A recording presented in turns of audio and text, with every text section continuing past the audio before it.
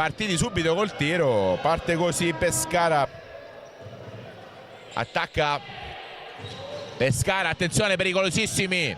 Rodriguez, Parisic contro uno, salta Pedro, la mette in mezzo, si gioca, attenzione a Morgado, assist per Rodriguez, Parisic, Onorio per Paolo Parisi.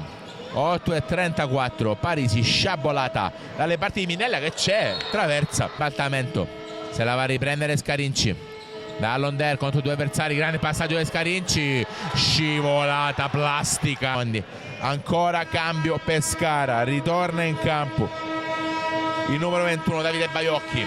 Falcone nel frattempo prova a rubare, attenzione Cividini, mano, passaggio davvero meraviglioso, totalmente brasiliano di Cadu per il connazionale Onorio.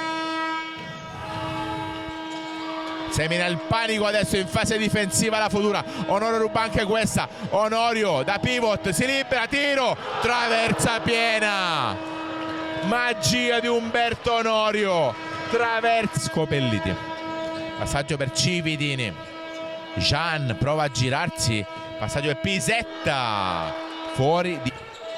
la mette in mezzo, tic tac che riesce, Onorio tiene in campo, banda, Onorio, assist, passaggio ancora per Scarinci, 1 contro 1 contro Falcone, Scarinci tiro, sfiora il gol dell'1-0, spettacolo, pochi gol e tante trame dove le difese al momento stanno parlando troppo presto. Gol di Masi, non riesce a saltare l'esperto dall'Onder che riparte in contropiede, Parisic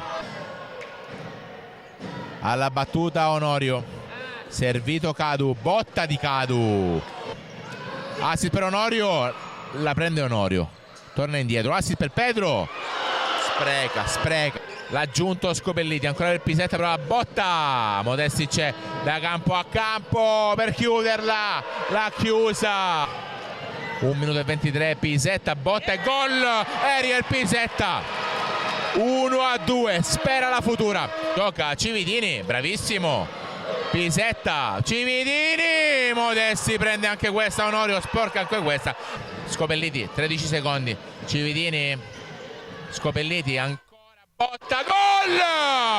Cadu! Pareggio della Cadi, antincendi, infuocata Futura, Cadu, e chi lo ferma più?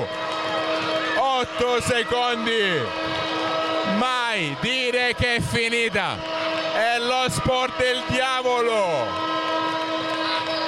2-2 e non è ancora finita qui, sventola il bandierone giallo-blu, pazzesca Cadi, infuocatissima, non voleva farsi superare in classifica, ma non è ancora finita.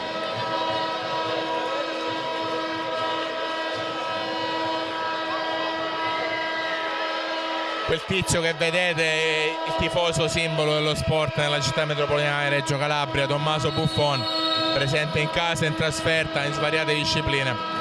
La tormenta così Pescara, 2-1, applausi, si abbracciano i due allenatori.